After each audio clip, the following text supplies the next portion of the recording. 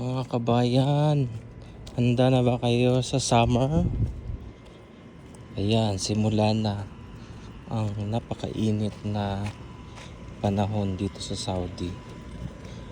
Grabe, sobrang init. Nakakamatay na guys ang init dito sa Saudi.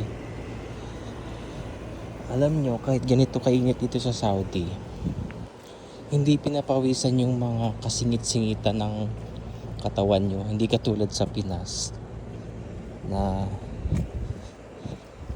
magpainit ka grabe na yung pawis mo, para ka lang naliligo. Dito wala guys, pero napakasakit ng init, sakit sa balat na hindi ka pinapawisan. Kabaliktaran naman ng Pinas, ang init tapos sobrang pawis naman. Yun lang guys, balik na ako kasi lunch break namin, 1 hour break lang. Okay, see you again on my next video. Bye bye.